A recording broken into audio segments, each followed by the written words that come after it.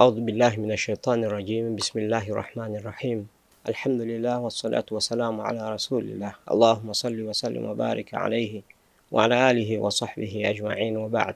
Assalamu alaikum wapendwa wana mizani mahali popote mlipo. Taarifa tulionayo hii leo kwanza ni watu 70 wameuawa katika mapigano ambayo hadi sasa yanaendelea kule nchini Syria baina ya makundi hasimu mawili, ambapo kiongozi wa serikali ya mpito wa nchi hiyo ametoa mwito kwa wapiganaji wa kabila la Al-Alawi, ambao ni kabila dogo linalotokana na rais aliyeondolewa madarakani Bashar al-Assad, kuweka chini silaha zao, ama sivyo watakumbana na mkono wa dola. Kabla ya kusema nini kilichoendelea huko, ni muhimu tukumbushane, na hususa Waislamu mahala popote tulipo, na watu wote wale ambao wanapenda kufahamu nini kinachosemwa na Uislamu kuhusu hali hii ambayo inayoendelea katika baadhi ya mataifa ya Kiislamu. Maafa yote yanaendelea katika nchi za Kiislamu ni katika jitihada za nchi za Magharibi ili kutaka ulimwengu ushuhudie udhaifu ama upotovu wa dini ya Kiislamu kuhusiana na mafunzo yake kuwa ni dhaifu na potovu, dhana ambayo si ya hakika na haitoweza kufaulu hata zifanywe jitihada kiasi gani.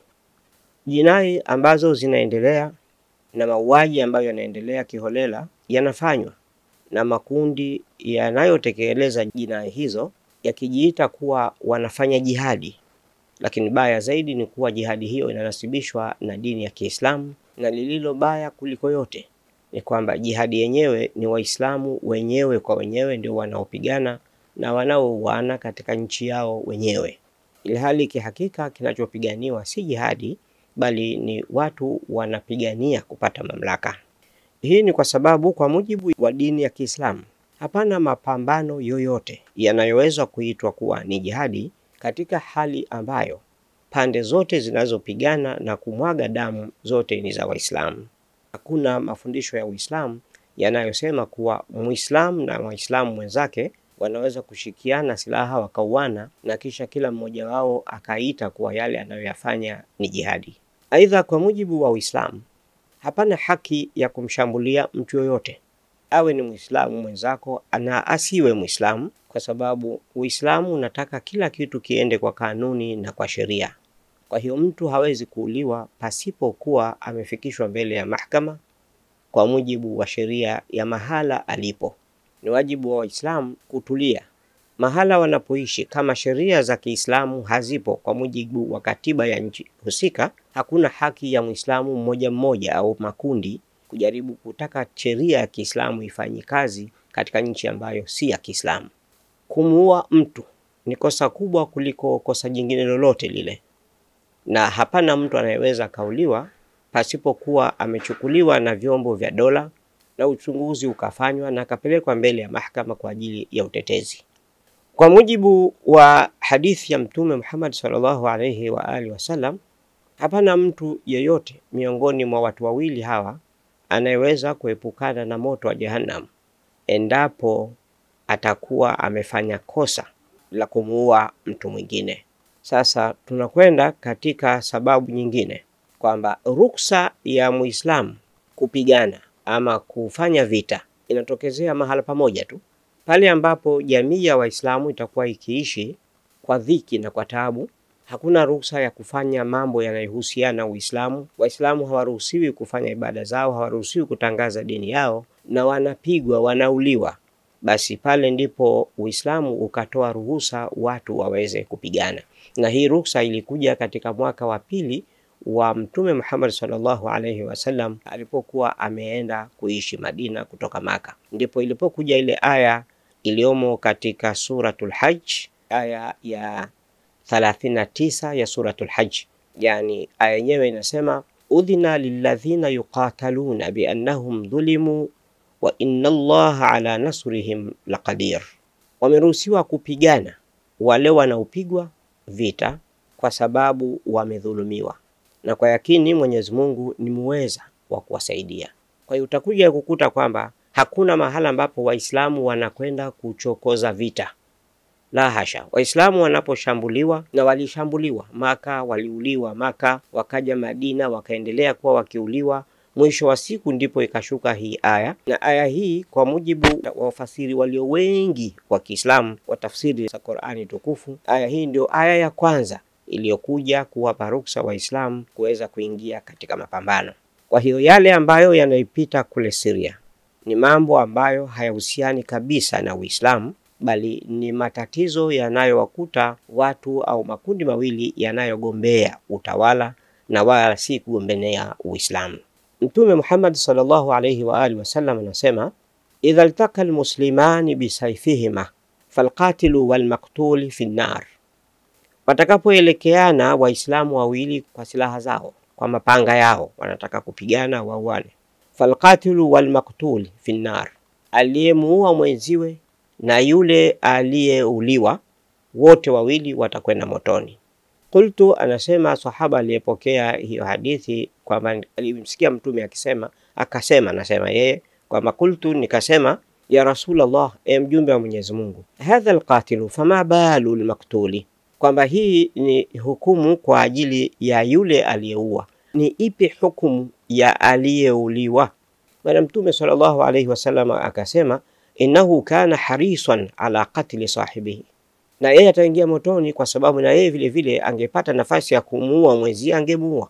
Kwa hiyo wote wawili wanakwenda motoni. Kwa hivyo basi, kwa hadithi hiyo ya mtume na aya tuliyoitaja, hakuna Waislamu kwa Waislamu wakapigana wakauana kama inavyoendelea Syria hivi sasa, halafu yale mapambano yakaitwa kuwa ni jihadi, bali wote wale wawili, kundi linaloua na kundi linalouliwa, wote wanaingia motoni, kwa sababu hakuna ruksa Waislamu kuuana wao wenyewe kwa wenyewe, lakini pia haina ruhusa Waislamu kumshambulia mtu ambaye si Muislamu na ambaye hana madhara kwa Waislamu wala hajawapelekea Waislamu madhara. Hakuna sababu yoyote ile ambayo Muislamu anaruhusiwa kumshambulia kwa sababu tu labda tofauti ya dini, wanatofautiana dini. Hakuna sheria kama hiyo katika Uislamu. Kwa hiyo kinachoendelea Syria si Uislamu, bali ni mambo ya kutafuta mamlaka, na hilo si jambo ambalo linaruhusiwa kwa Waislamu kulitumia ili kuuana wao wenyewe kwa wenyewe. Sasa baada ya kuwa matokeo mapambano hayo na wamepigana, wameuana,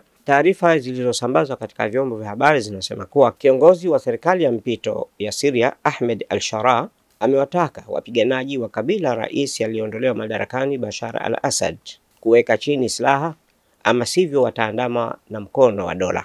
Al-Sharaa amesema maneno hayo.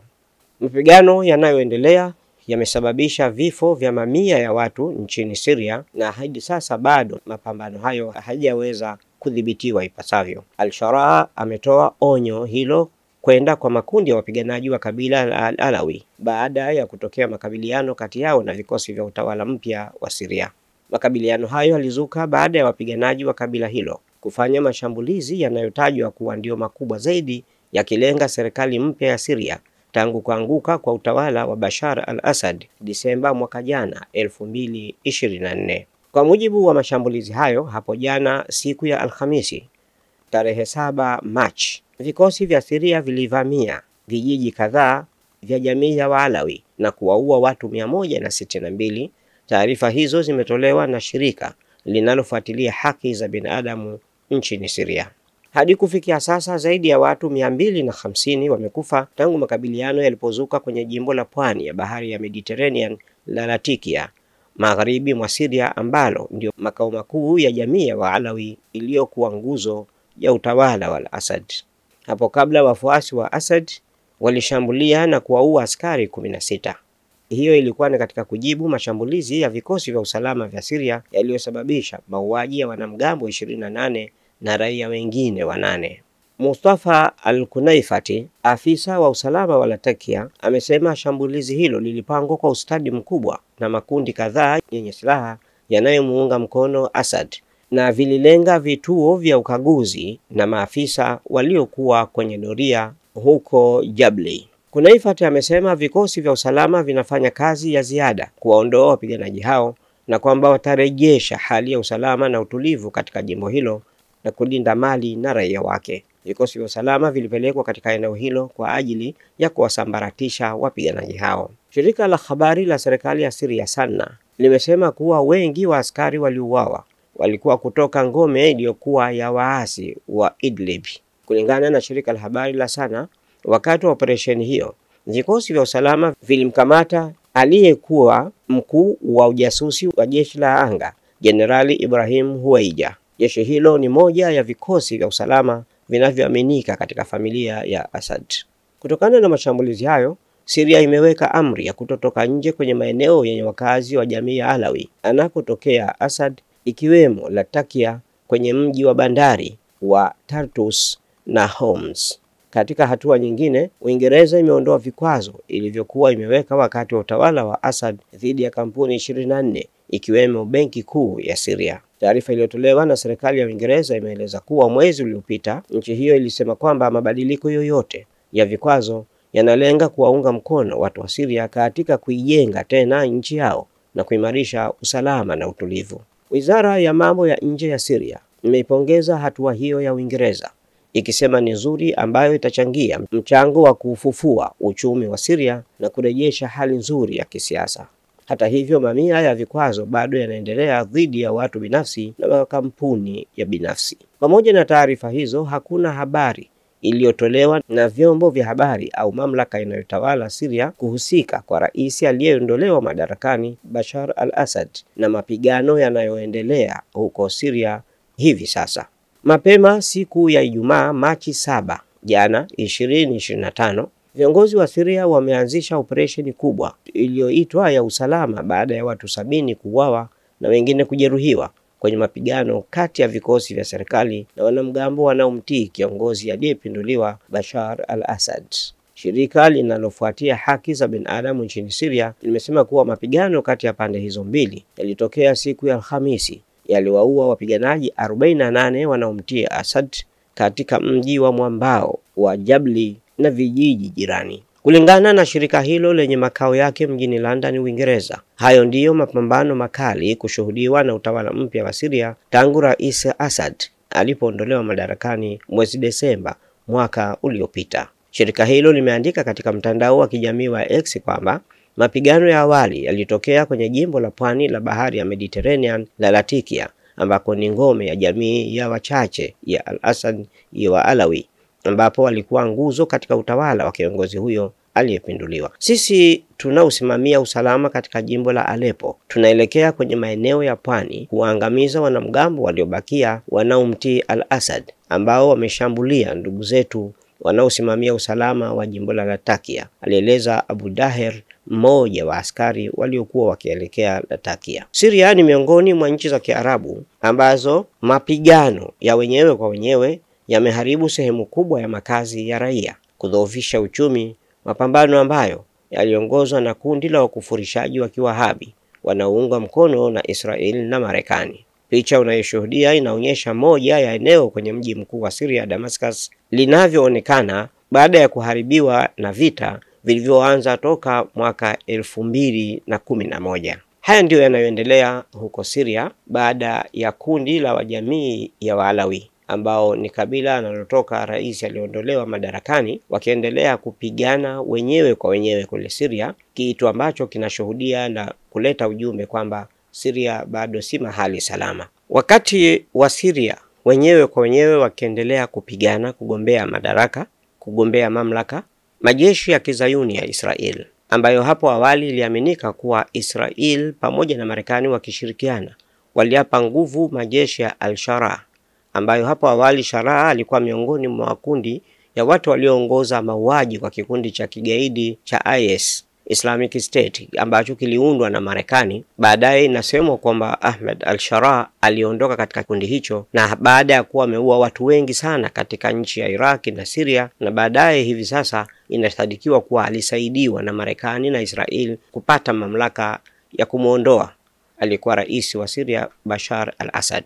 Kwa hivyo basi hali ya Syria si nzuri, huku wenyewe kwa wenyewe wakipigana na huku maeneo mengine yakichukuliwa na Israel, na baya zaidi ni kwamba mapigano ya wenyewe kwa wenyewe hayawezi kuzaa natija iliyokuwa nzuri kwa usalama na kwa afya ya usalama wa Syria. Tuzidi kuomba kwa Mwenyezi Mungu atupe kheri zake katika mwezi huu mtukufu Ramadhani, mapigano haya ambayo ni haramu kwa Waislamu kupigana na bila kuwa na sababu ya kupigana, lakini vile vile kwa ulimwengu kuwa katika hali ya utulivu, ndio sababu ya Mwenyezi Mungu kutuweka katika dunia, si kwa sababu nyingine, ni kwa ajili ya utulivu, kumwabudu na kupata maisha, lakini si kwa ajili ya kumwaga damu zetu sisi wenyewe walimwengu. Basi tukazane katika mwezi huu katika ibada zetu, tumuombe Mwenyezi Mungu kwa ajili ya amani kwanza ya nchi yetu, na vile vile kwa ajili ya amani ya dunia, na hasa Palestina na kule Syria ambako Waislamu wenyewe kwa wenyewe wanapambana. Wassalamu alaikum warahmatullahi wabarakatuh.